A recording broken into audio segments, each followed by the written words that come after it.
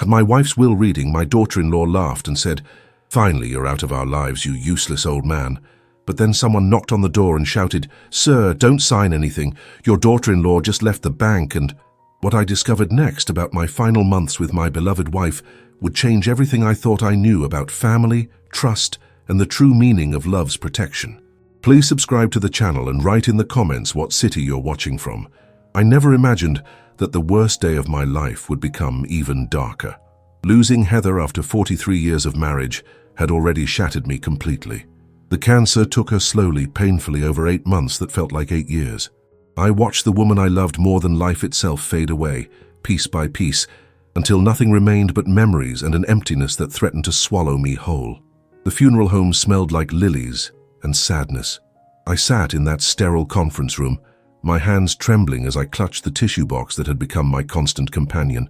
Mr. Patterson, the family attorney, shuffled through papers with the practiced efficiency of someone who delivered life-altering news daily. Emily sat across from me, my son Michael's wife of 3 years, checking her phone with barely concealed impatience. "The reading will begin now," Mr. Patterson announced, adjusting his glasses. I expected Emily to show some respect, some basic human decency during this sacred moment. Instead, she rolled her eyes and muttered something under her breath about finally getting this over with. My heart was already broken, but what happened next shattered whatever pieces remained. As Mr. Patterson read through Heather's final wishes, Emily's behavior became increasingly disturbing. She smiled when he mentioned my name, not the warm smile of someone offering comfort, but something cold and calculating that made my skin crawl. "To my beloved husband Robert," Mr. Patterson read, "I leave my personal jewelry collection and my grandmother's china set." Emily actually snorted. The sound cut through the solemnity like a knife. I looked at her in shock, wondering how someone could be so heartless during such a sacred moment. "That's it?" Emily interrupted, her voice sharp with disappointment.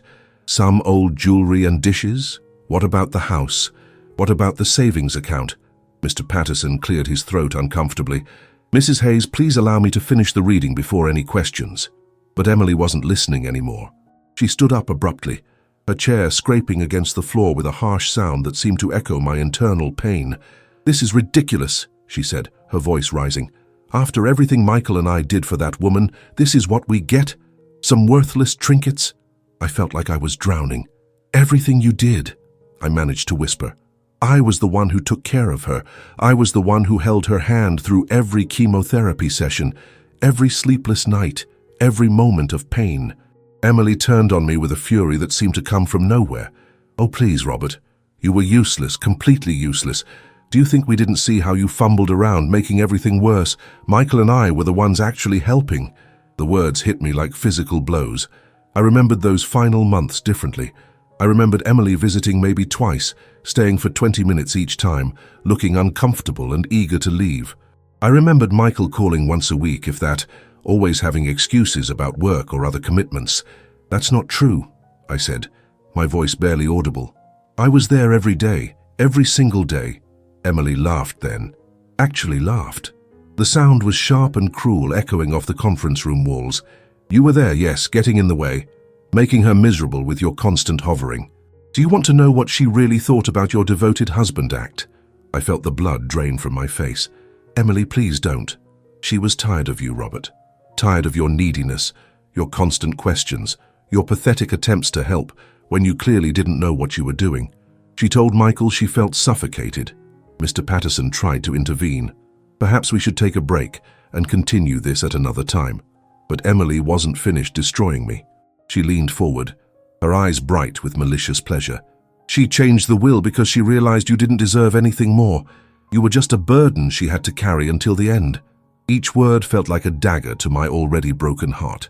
I thought about Heather's last weeks, how she seemed distant sometimes, how she would go quiet when Emily and Michael visited. I had attributed it to her illness, to the medications that clouded her thinking. Now Emily was telling me it was something else entirely.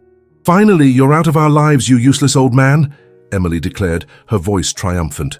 "No more pretending to care about your feelings, no more including you in family decisions. Heather saw the truth about you at the end, and now we're all free." I sat there, completely destroyed, feeling like the last 43 years of my life had been a lie. The woman I thought loved me unconditionally had apparently seen me as nothing more than a burden. The family I thought I belonged to had been counting the days until they could discard me. The room spun around me as Emily gathered her purse, apparently satisfied with the devastation she'd caused. Mr. Patterson looked uncomfortable but said nothing. I wondered if this was how grief was supposed to feel, or if this crushing sensation in my chest was something else entirely. Something worse than mourning. Something like the complete erasure of everything I thought I knew about my own life. Just as Emily reached for the door handle, everything changed. Someone knocked on the door and shouted, "Sir, don't sign anything. Your daughter-in-law just left the bank and..."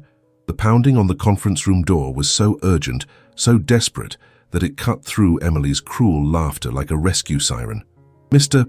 Patterson looked startled, clearly not expecting any interruptions during what should have been a private family meeting. Sir, please don't sign anything." The voice was male, breathless, like someone who had been running. "Your daughter-in-law just left the bank and you need to know what she did." Emily's face went completely white. The confident smirk disappeared instantly, replaced by something that looked remarkably like panic. She froze with her hand still on the door handle, as if she was afraid to open it and face whatever was on the other side. "Who is that?" Mr. Patterson asked, moving toward the door. "Don't," Emily said quickly. "Don't open it. It's probably some crazy person. You know how these public buildings attract all sorts of unstable individuals." But I was already standing up. Something in that voice, something in the desperate urgency, cut through my fog of grief and humiliation. For the first time since Emily's cruel words, I felt a spark of something other than despair. Hope, maybe, or just curiosity about why someone would be so determined to stop me from signing something. "Open the door," I said. Emily spun around. "Robert, don't be ridiculous. We don't know who that is." "Open it," I repeated, louder this time. Mr. Patterson looked between Emily and me, clearly unsure about protocol. The knocking continued, more insistent now. "Sir, please, this is about fraud, about bank fraud." The word fraud seemed to hit Emily like a physical blow. She actually staggered backward, her face going from white to grey. For someone who had been so confident and cruel moments before, she suddenly looked terrified. Mr. Patterson opened the door, revealing a man in his 30s wearing a rumpled suit and tie. He was breathing heavily, sweating despite the cool weather, and his eyes immediately locked onto mine. "Mr. Hayes, Mr. Robert Hayes." "Yes," I said, stepping forward. "Thank God I found you in time. My name is David Chen. I'm a fraud investigator with First National Bank." He reached into his jacket and pulled out a business card and badge. "Your daughter-in-law was just at our main branch 30 minutes ago with documents claiming to be your power of attorney. She was attempting to access accounts that don't belong to her." The room went completely silent. Emily looked like she was about to be sick. "That's impossible," she said, but her voice was shaky now. "I don't know what this man is talking about." David Chen pulled out a folder. "Mrs. Hayes, you were captured on security cameras at 2:45 this afternoon, attempting to present forged documents to access Mr. Robert Hayes' savings account and a joint account that belonged to him and his deceased wife." I felt like I was watching someone else's life unfold. "Forged documents?" "Yes, sir. Documents claiming you had granted her power of attorney over your financial affairs due to mental incapacity." He glanced at Emily with obvious disgust. "The bank employee became suspicious because the signature didn't match our records, and the documents appeared to have been created recently, despite being dated from 6 months ago." Emily was backing toward the corner of the room now, like a trapped animal. "This is insane. I was just trying to help Robert with his affairs. He's been so confused since Heather died." "Ma'am, you presented documents claiming Mr. Hayes was mentally incompetent and unable to manage his own finances.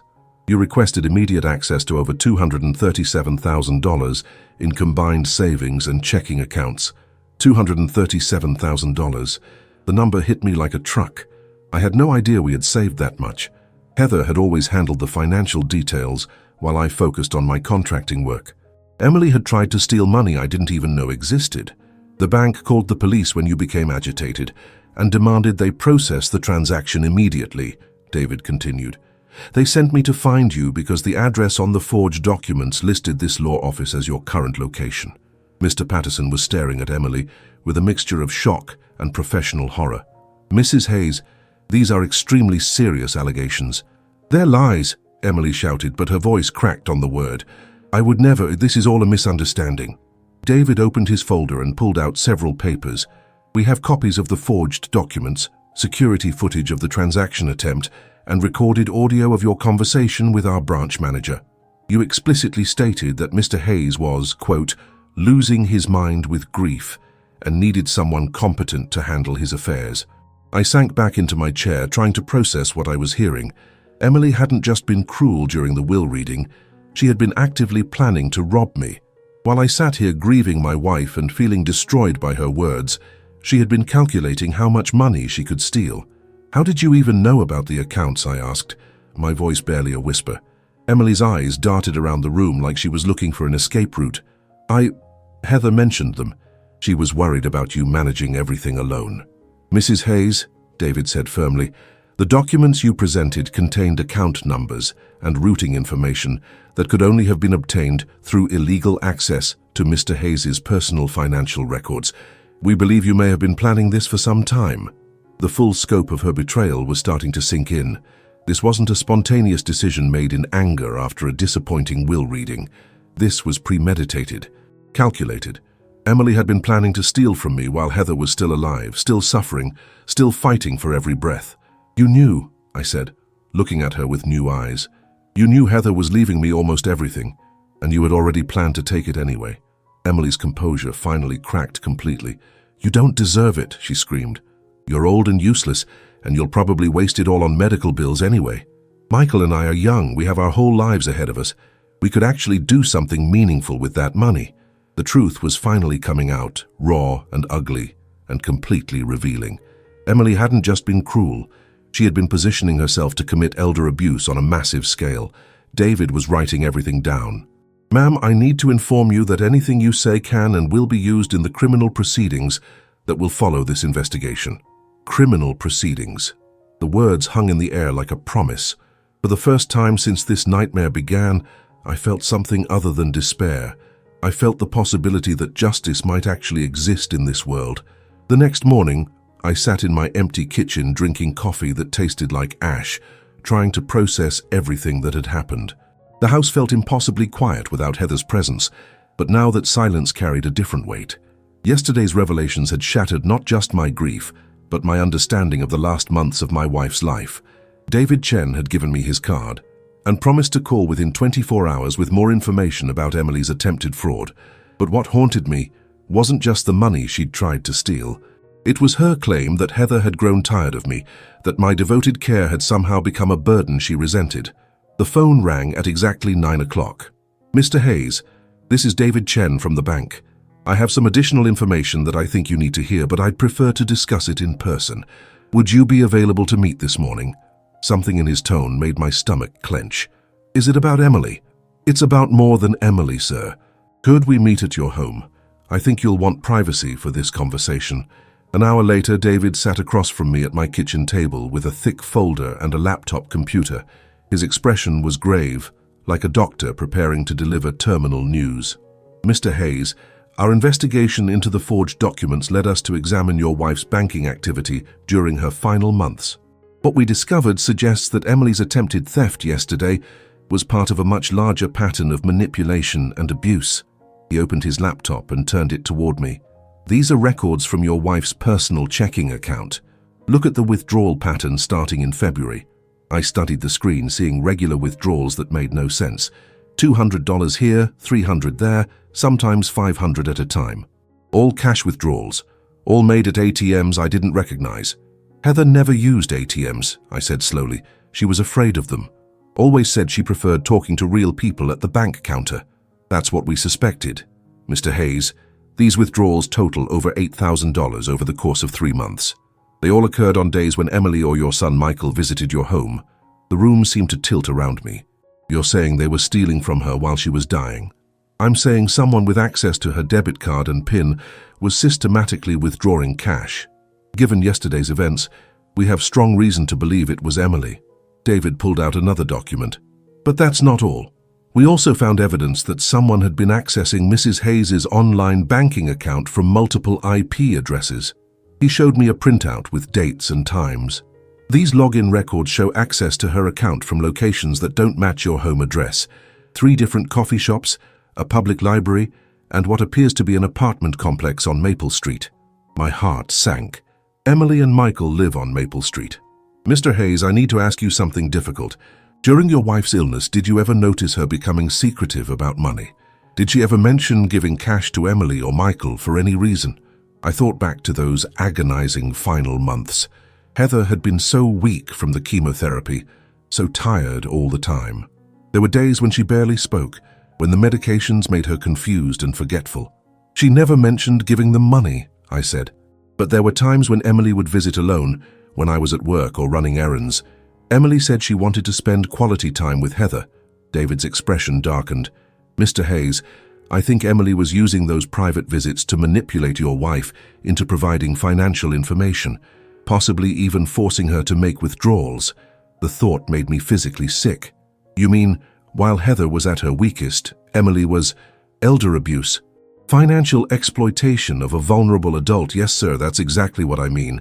I stood up abruptly, needing to move, needing to do something with the rage that was building inside me. How could she do that? Heather trusted her. We both trusted her. There's more, Mr. Hayes. We contacted your wife's oncologist, Dr. Martinez, as part of our investigation. She told us something very disturbing about Emily's behavior during medical appointments. I turned around, dreading what was coming next. Dr. Martinez said that during the last 6 weeks of your wife's treatment, Emily began attending appointments without you. She told the medical staff that you were, quote, too emotional to handle the truth about your wife's prognosis. That's not true, I said, my voice shaking. I wanted to be at every appointment. Emily told me the doctors said too many people in the room would stress Heather out. According to Dr. Martinez, Emily specifically requested that certain information about your wife's condition not be shared with you. She claimed to be acting on your wife's wishes, but now Dr. Martinez is questioning whether those requests were legitimate. The betrayal kept getting deeper. Emily hadn't just stolen money from Heather. She had isolated her from me during the most critical weeks of her treatment. She had manipulated the medical staff into excluding me from decisions about my own wife's care. What kind of information? I asked, though I wasn't sure I wanted to know. David consulted his notes. Treatment options that might have extended her life. Clinical trials she might have qualified for. Pain management alternatives that could have improved her quality of life. I felt like I was going to collapse. You're telling me that Heather might have had more time, that there were things we could have tried. I'm telling you that your wife was denied access to complete information about her treatment options, and you were deliberately excluded from participating in those decisions. Dr. Martinez is preparing a formal statement for the police investigation. I sank back into my chair, overwhelmed by the scope of Emily's cruelty. She hadn't just tried to steal my money after Heather died. She had stolen precious time with my wife while she was still alive. She had manipulated a dying woman and isolated her from the person who loved her most. There's one more thing, David said gently. We found a safety deposit box in your wife's name that you may not know about. Emily had apparently asked about it during her bank visit yesterday, but she didn't have the key or proper authorization to access it. I don't know anything about a safety deposit box. We believe your wife may have opened it during her illness without telling you.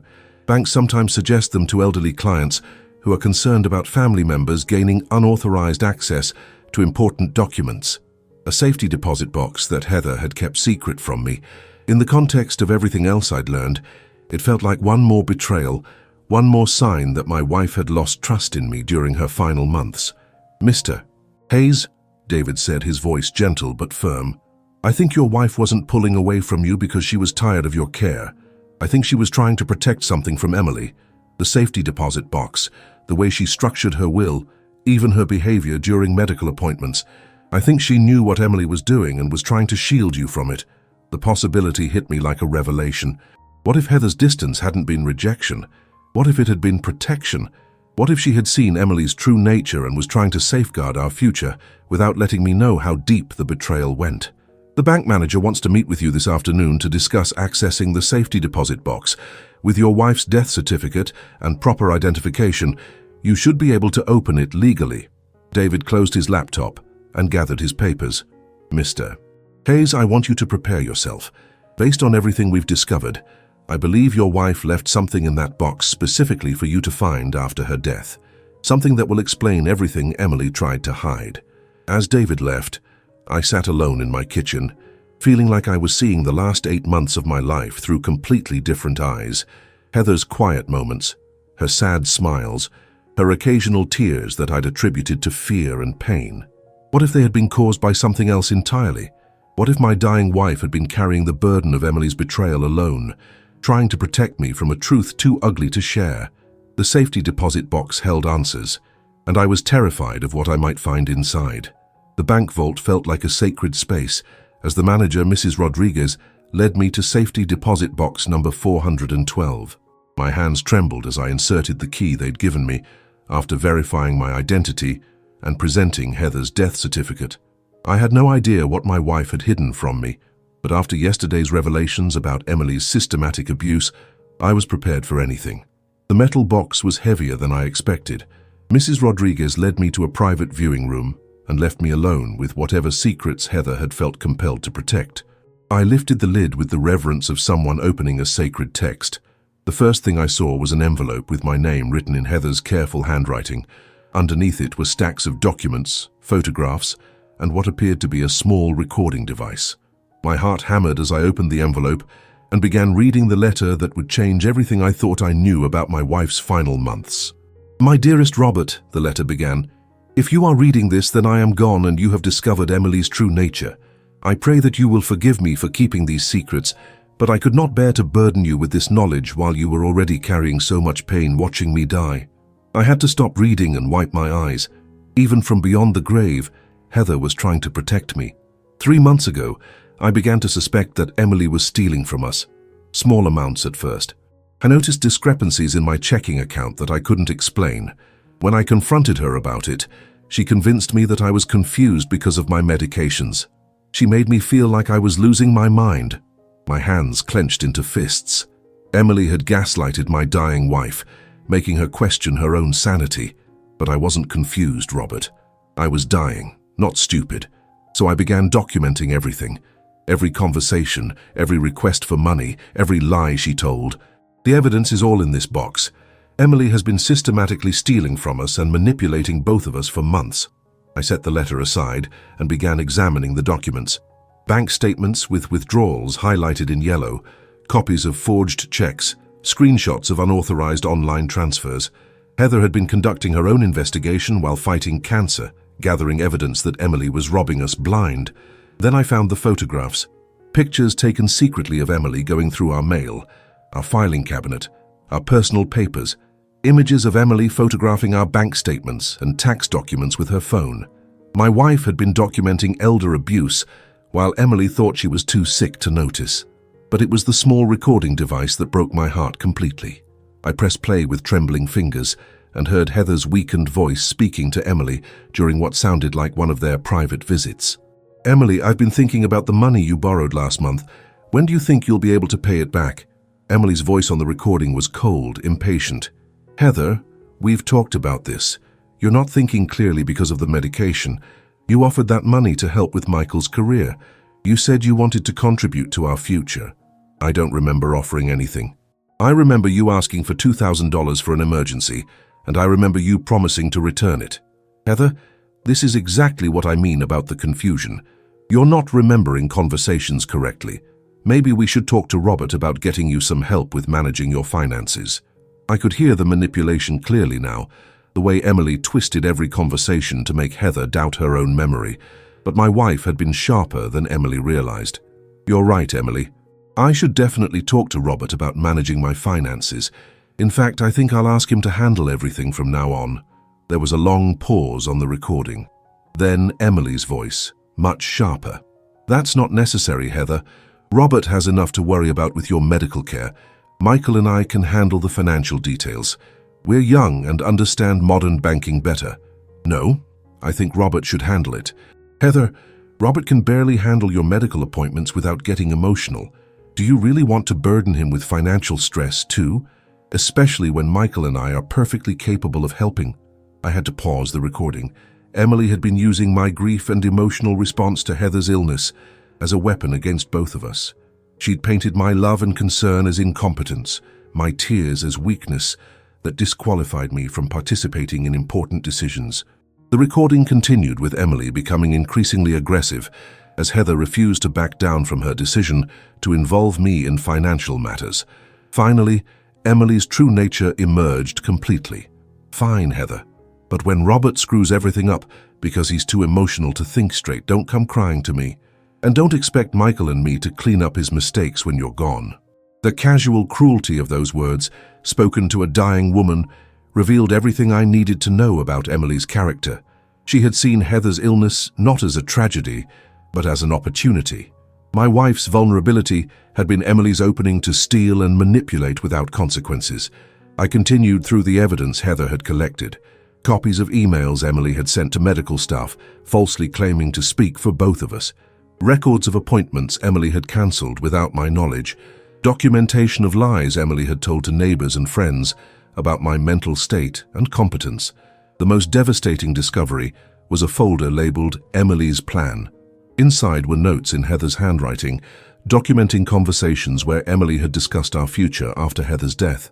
Emily had apparently assumed she would inherit significant assets and had been making plans for spending money that was never meant to be hers. According to Heather's notes, Emily had already researched assisted living facilities for me, claiming I would be too broken up to take care of myself after becoming a widower. She had discussed selling our house and using the proceeds to help Michael establish his career. She had even mentioned specific purchases she wanted to make with Heather's jewelry and valuables. Emily had been planning my entire future without consulting me, based on her assumption that she would control my life and finances after Heather died. The forged power of attorney documents weren't a desperate reaction to a disappointing will reading. They were part of a detailed strategy Emily had been developing for months. At the bottom of the safety deposit box, I found one final letter from Heather. Robert, by now you understand why I couldn't tell you about Emily while I was sick. You were already in so much pain watching me die. I couldn't add the burden of knowing that someone we trusted was betraying us. But I also couldn't let her succeed in destroying your future after I'm gone.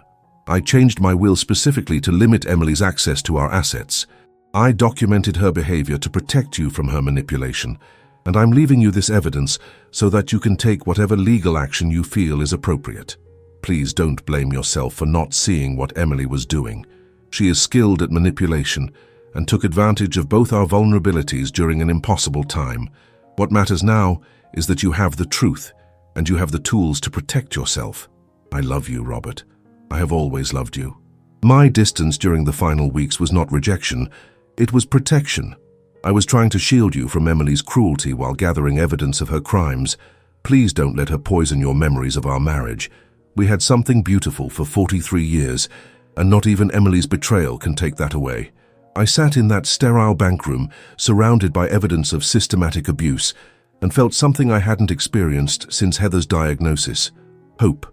Not hope that my grief would end, but hope that justice was possible, hope that truth mattered, hope that my wife's love for me had been real and powerful enough to protect me even after her death. Emily thought she had won yesterday when she humiliated me during the will reading. She thought my grief and isolation made me an easy target for continued manipulation and abuse. She had no idea that Heather had spent her final months building a case against her, document by document, recording by recording. My dying wife had fought a secret war to protect my future, and she had won. Emily's victory celebration was about to become her complete downfall. I gathered all the evidence, placed it carefully back in the box, and headed home to call David Chen. It was time for Emily to face the consequences of every lie she'd told, every dollar she'd stolen, and every moment of cruelty she'd inflicted on a dying woman who had trusted her. 3 days after discovering Heather's evidence, I sat in Detective Sarah Morrison's office, watching her review the mountain of documentation my wife had collected. David Chen had connected me with the police department's financial crimes unit, and Detective Morrison specialized in elder abuse cases. Her expression grew darker with each recording she heard and each document she examined. "Mr. Hayes, this is one of the most comprehensive cases of elder abuse documentation I've ever seen," she said, closing the final folder. "Your wife essentially built our entire case for us. The recordings alone are enough to pursue criminal charges, but combined with the bank fraud attempt and the medical manipulation, We're looking at multiple felony counts." I felt a mixture of pride and heartbreak. Heather had been fighting for both of us, while I thought she was pulling away from me. What happens next? We need to set up a controlled meeting with Emily, something that appears natural, where she'll feel comfortable enough to incriminate herself further. Based on these recordings, she's confident in her manipulation abilities. That confidence will be her downfall. Detective Morrison explained that they wanted Emily to believe she was still in control of the situation. "We need her to think that you're vulnerable and that her intimidation tactics are working. If she believes you're isolated and grieving, she'll likely try to manipulate you into giving her what she wants voluntarily." The plan was simple, but required me to do the hardest thing imaginable. Pretend to be the broken, confused old man Emily believed me to be. I would call her and ask for help with complicated financial matters that I couldn't handle alone. The meeting would be recorded, and Detective Morrison would be listening from a nearby location. "Mr. Hayes, I need you to understand that this conversation may be difficult to hear. Based on her previous behavior, Emily will likely say cruel things about your wife and your marriage. She may try to convince you that you're incompetent or that Heather didn't love you. Can you handle that without breaking character?" I thought about Heather's letter, about her love protecting me even from the grave. Yes, I can handle it. 2 hours later, I was sitting in my living room with recording equipment hidden throughout the space, waiting for Emily to arrive. I had called her that morning, my voice shaky and defeated, asking if she could help me understand some banking documents that were too confusing for someone my age. Emily had agreed immediately. With a tone of voice that managed to be both condescending and pleased, she was clearly excited about the opportunity to manipulate me further. She arrived at exactly 2 o'clock, carrying a briefcase and wearing the smile of someone who thought they held all the cards. "Robert, you look terrible," she said, not even pretending sympathy. "Have you been eating? Taking care of yourself?" "It's been hard," I said, letting my voice crack slightly. "Everything feels so complicated without Heather. I don't understand half the papers the bank keeps sending me." Emily's eyes lit up. "That's exactly what I was afraid of. Michael and I have been so worried about you trying to handle all these financial responsibilities alone. Why don't you show me what's confusing you?" I led her to the kitchen table where I had spread out various bank statements and legal documents, mixing real paperwork with decoy materials Detective Morrison had provided. Emily immediately began examining everything, with the focus of someone inventorying valuable items. "Robert, this is much worse than I thought," she said, shaking her head with fake concern. "You have multiple accounts that need immediate attention. Investment portfolios that are losing money because no one's managing them properly. This is exactly what Heather was worried about." Heather was worried about this? Of course she was. During those last few weeks, she talked constantly about how overwhelmed you were going to be. She knew you weren't equipped to handle complex financial decisions. Emily pulled out a legal pad and began writing notes. "She actually asked Michael and me to help you after she was gone." The lie came so easily to her, so naturally that I almost believed it myself. But I had Heather's recordings proving that Emily had never discussed any such arrangement with my wife. "I feel so lost," I said, playing my part. "Maybe you're right. Maybe I need help making these decisions." Emily leaned forward, sensing victory. "Robert, I think the best thing would be for you to sign a power of attorney giving Michael and me the authority to handle your finances, just temporarily, until you're feeling more stable." There it was, the same crime she'd attempted at the bank, now being proposed as a compassionate solution to my grief and confusion. "I don't know," I said hesitantly. "That sounds like a big step." "It's really not," Emily insisted, pulling papers from her briefcase. "I actually brought some forms with me, just in case you wanted to get this resolved today. Look, Robert, you're clearly struggling. Yesterday you called me crying about not being able to figure out your checking account balance." I hadn't called her yesterday at all, but Emily was building a fictional narrative to justify her manipulation. "The truth is, Heather was already planning this before she died. She knew you were going to need help, and she specifically asked us to step in when the time came." Emily's voice took on the tone of someone delivering difficult but necessary news. "She was worried that your grief would cloud your judgment, and she was right." Heather said that. She said a lot of things, Robert. Things that were hard to hear, but that we need to face honestly. Emily set down her pen and looked at me with fake sympathy. "She was concerned about your emotional stability, even before she got sick. She mentioned that you seemed increasingly anxious and dependent as you got older." Each lie felt like a knife, but I forced myself to remain in character. Emily was building an elaborate fiction where Heather had lost confidence in me years before her illness, where my devotion had been seen as neediness and my care as incompetence. She loved you, Robert, but love doesn't always mean respect. She respected Michael's business judgment and my organizational skills. That's why she wanted us to handle things after she was gone. Emily pulled out a power of attorney document that looked official and professional. This just gives us the authority to pay your bills, manage your investments, and handle paperwork that's too complicated for you to deal with while you're grieving. You'll still have access to spending money for your daily needs. Spending money, like an allowance from my own life savings. Michael and I have already researched some wonderful assisted living communities where you could have professional care and social activities. Places where you wouldn't have to worry about maintaining this big house or managing complex responsibilities. She had planned my entire future: financial control, institutional care, and complete dependence on her decisions. Emily wasn't just trying to steal my money. She was trying to steal my autonomy, my dignity, and my right to determine my own life. I don't want to live in a facility, I said weakly. I know it seems scary now, but you'll love it once you're settled. And think about how much easier it will be not to worry about bills and maintenance and all those stressful adult responsibilities. Emily's voice was soothing, hypnotic, like someone convincing a child to take medicine. The sooner we get this paperwork signed, the sooner we can start taking care of everything for you. Michael's already talked to a real estate agent about selling the house. This place is way too much for you to handle alone, and the money from the sale will help pay for your care. My house, the home Heather and I had built together, where we'd raised our son, where every room held 43 years of memories. Emily was planning to sell it and use the proceeds to finance my imprisonment in an institution. What about Heather's jewelry, her personal things? Oh, Robert, those items will be safe with Michael and me. You don't need to worry about managing valuable jewelry in an assisted living facility. It would just be a target for theft. Emily's expression was patient, like someone explaining obvious facts to a confused child. Besides, Heather specifically told me which pieces she wanted to go to Michael's future wife. She was very clear about not wanting her jewelry sitting unused in some storage facility. Emily was claiming ownership of Heather's most precious possessions, items that held decades of emotional significance, based on conversations that had never happened. I think I need some time to think about this, I said.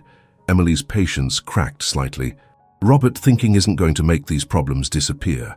Every day you delay is another day your finances are unmanaged and your future is uncertain. Heather specifically told me not to let you procrastinate about important decisions. She leaned closer, her voice becoming more insistent. Do you want to end up confused and helpless, making mistakes that could cost you everything? Because that's exactly what's going to happen if you try to handle these responsibilities alone. Emily was using fear, guilt, and fictional authority from my dead wife to pressure me into signing away my freedom. She had turned grief into a weapon and love into a liability. I suppose you're right, I said finally. Maybe I should sign the papers. Emily's smile was triumphant as she positioned the power of attorney document in front of me and handed me a pen. You're making the right choice, Robert. Heather would be so proud of you for being sensible about this.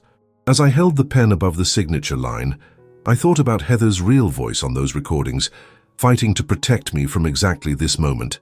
Emily thought she had broken me down into signing away my life, but what she had actually done was provide enough recorded evidence to destroy her completely.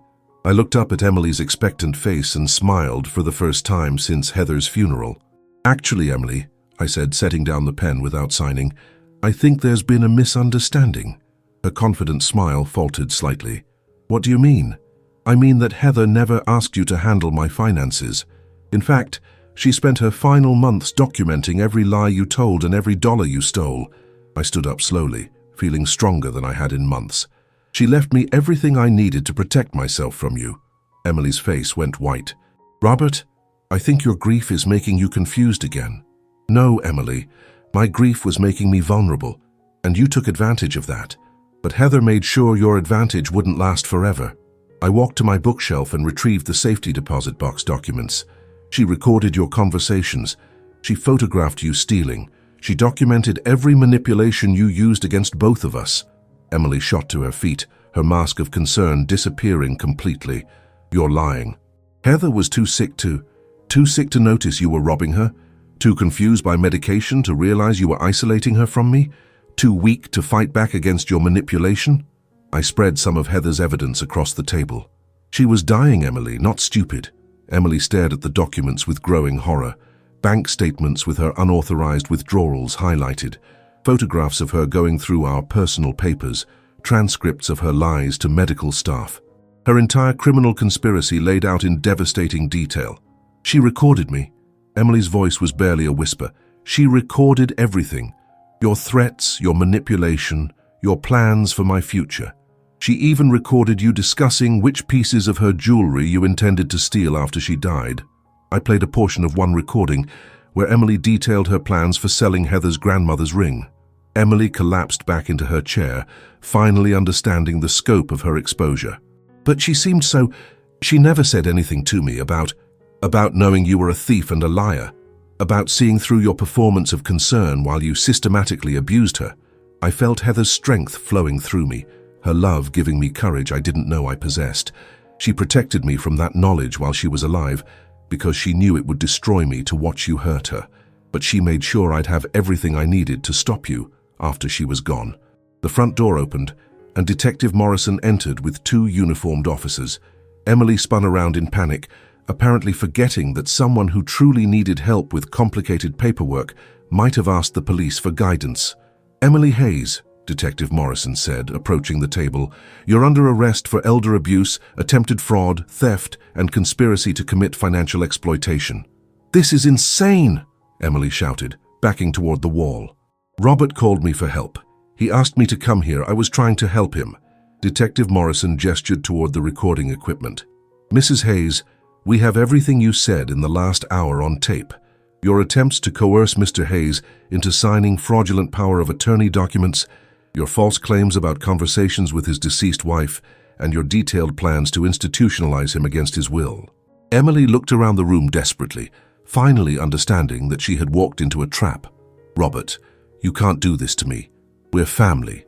Heather wouldn't want you to destroy Michael's future over some misunderstanding." "Misunderstanding?" I felt anger rising in my chest, righteous anger that had been building for months. "You stole $8,000 from my dying wife. You manipulated her medical care to exclude me from important decisions.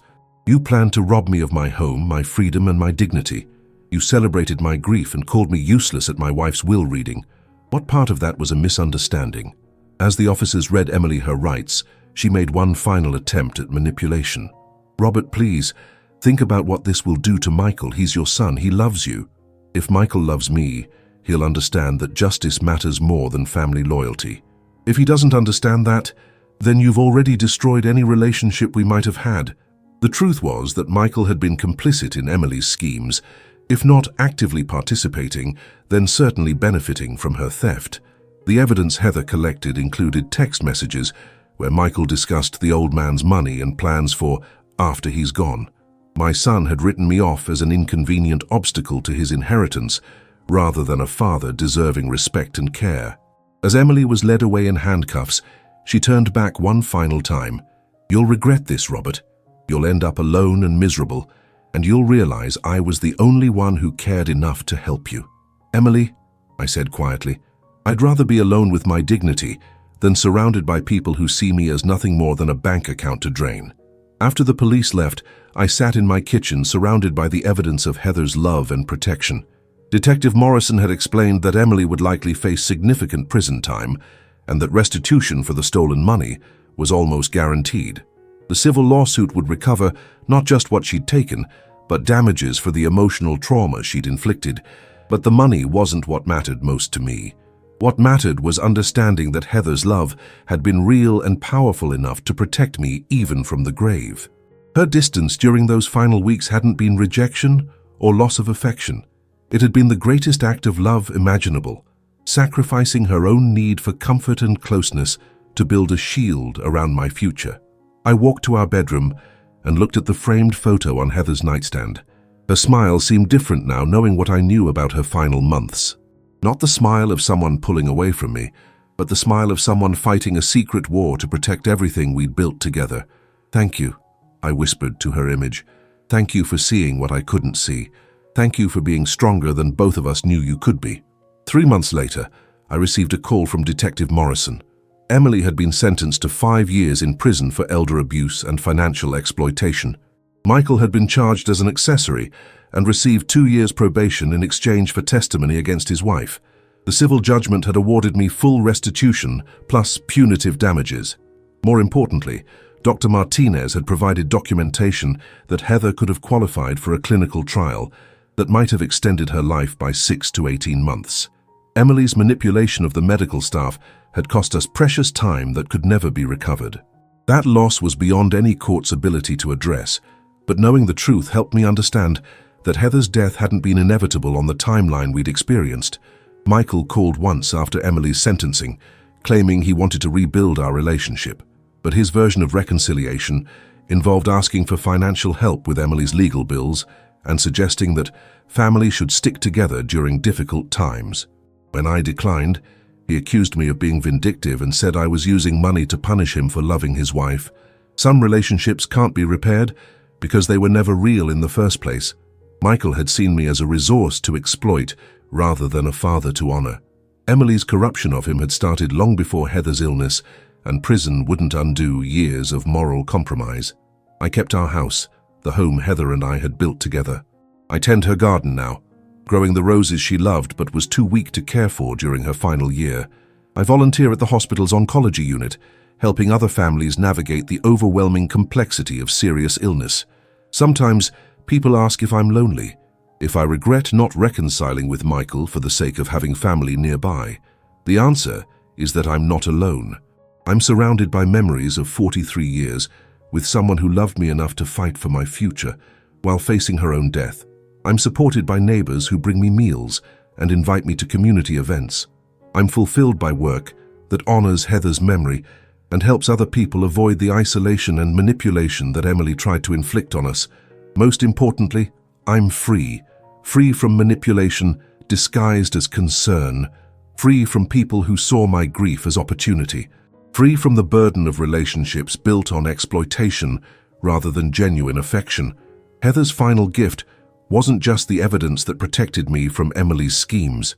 It was the knowledge that love doesn't diminish with age or illness or death. Real love grows stronger when tested, fights harder when threatened, and endures longer than the people who try to destroy it. Every morning I wake up in the house we shared, surrounded by the life we built together, protected by the love that continues even though Heather is gone. Emily thought she could erase 43 years of marriage and reduce me to a confused old man desperate for anyone's attention. Instead, she helped me understand that what Heather and I shared was powerful enough to reach beyond death and secure my future. Justice had been served, but more than that, love had won. And in the end, that victory mattered more than any amount of money Emily could have stolen, or any freedom she might have taken away.